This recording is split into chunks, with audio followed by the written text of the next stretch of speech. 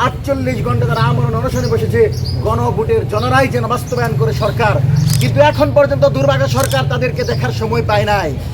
ঠিক একই কাজ করেছিল হাসিনা।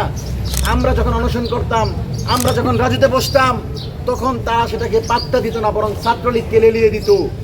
আবারও যদি এই সরকার কোনো ফ্যাসিবাদী কাঠামো তৈরির লক্ষ্যে বাংলাদেশের ছাত্র জনতাকে উপেক্ষা করে, আমরা মনে করি এই সরকারের ভিত্তি আমরা একটা নতুন বাংলাদেশ পেয়েছি, যে বাংলাদেশের প্রত্যাশা ছিল সকল আধিপত্যবাদ এবং আগ্রাসনের বিরুদ্ধে বাংলাদেশের জনগণকে একত্রিত করে স্বাধীন সার্বভৌম ইনসাফ ভিত্তিক যে বাংলাদেশ প্রতিষ্ঠিত করা।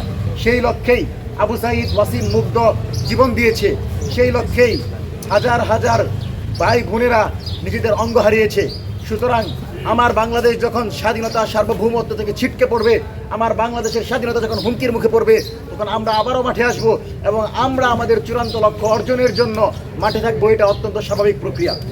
অত্যন্ত দুঃখের সাথে লক্ষ্য করছি, যেই গণভোটে হায়ের পক্ষে 70% জনগণ মতামত দিয়ে দিল, আজকে সেই গণভোটের গণরায় বাস্তবায়ন করতে গিয়ে সরকার গড়িমসি করছে।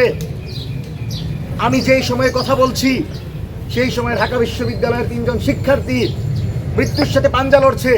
48 ঘন্টা তারা আমরণ অনশনে বসেছে গণভোটের জনরাই যেন বাস্তবায়ন করে সরকার, কিন্তু এখন পর্যন্ত দুর্ভাগ্য সরকার তাদেরকে দেখার সময় পায় নাই। ঠিক একই কাজ করেছিল হাসিনা। আমরা যখন অনশন করতাম, আমরা যখন রাজুতে বসতাম, তখন তারা সেটাকে পাত্তা দিত না, বরং ছাত্রলীগকে লেলিয়ে দিত। আবারও যদি এই সরকার কোনো ফ্যাসিবাদী কাঠামো তৈরির লক্ষ্যে বাংলাদেশের ছাত্র জনতাকে উপেক্ষা করে, আমরা মনে করি এই সরকারের ভিত্তি হারাবে।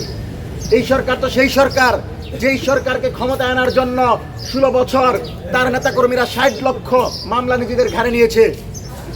যে সরকারকে ক্ষমতায় আনার জন্য সাকা চৌধুরীর মতো লোকেরা ফাঁসির দড়িতে ঝুলেছে, যেই সরকারকে ক্ষমতায় আনার জন্য শাপলা পিলখানা মুদি বিরোধী আন্দোলন করেছে, আজকে আমাদের সরকার যখন আমাদের উপর অস্ত্র ধরে আমাদের বিপরীতে গিয়ে নতুন রাষ্ট্র তৈরি করতে চাই, যে রাষ্ট্রে ভারতের প্রেসক্রিপশনে চলে, শিলংয়ের প্রেসক্রিপশনে চলে, সেই রাষ্ট্রে তো আমরা মুখ বন্ধ করে বসে থাকতে পারি না। আবারও বলছি, 12 তারিখের ভিতর যদি গণভোটের গণরায়ের ইতিবাচকভাবে বাস্তবায়ন না শুরু হয়, বাংলাদেশের আপামর ছাত্র জনতাকে সাথে নিয়ে সর্বাত্মক আন্দোলনের দিকে যাব। এবং আজকের পর থেকে মঞ্চ 24 মাঠের কর্মসূচিতে যাচ্ছে। আপনারা দেখেছেন মুসাদ্দিক এবং আবি জুবায়ের সহ ছাত্রদের একটা বড় অংশ ইতিমধ্যে মশাল মিছিল করে গণভোটের এই রায় বাস্তবায়নের জন্য মাঠে নেমেছে।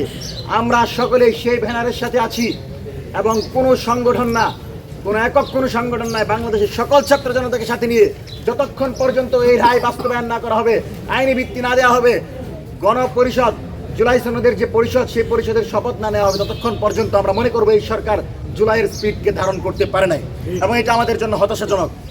আমরা স্পষ্টভাবে বলতে চাই, মঞ্চ 24 71কে ধারণ করে, 52কে ধারণ করে, 75কে ধারণ করে, 24কে ধারণ করে, সুতরাং ঐতিহ্যের গৌরবমণ্ডিত ইতিহাসকে ধারণ করে আগামীর বাংলাদেশে আমরা লড়াই করে যাব। সেজন্য আওয়ামী সন্ত্রাসীদের কোনো ভয়, কোনো কিছুকে আমরা তোয়াক্কা করি না। আজকে আওয়ামী লীগ নিষিদ্ধ হয়েছে, সেজন্য সরকারকে ধন্যবাদ জানাই। এবং আওয়ামী লীগ নিষিদ্ধ হওয়ার পর কোনো দল যদি আওয়ামী লীগের কার্যক্রমকে সচল করার পক্ষে কথা বলে, তাহলে আওয়ামী লীগের পৃষ্ঠপোষক অর্থাৎ সন্ত্রাসী সংগঠনের পৃষ্ঠপোষক হিসেবে তাদেরকেও বিচারের মুখোমুখি করার সুযোগ আছে। সুতরাং আমরা মনে করি কোনো দল সেই দুঃসাহস করবেন না। যারা গণহত্যা চালিয়েছে, যারা জুলাই আমার মা বোনদের উপর আঘাত করেছে, যারা আবু সাঈদ ওয়াসিম মুগ্ধের উপর গুলি করেছে, আজকে তাদের রায়ের ক্ষেত্রে 2 জনকে বলির পাঠা করে বাকিদেরকে মুক্তি দেওয়া হলো। এটা কি ধরনের তামাশা?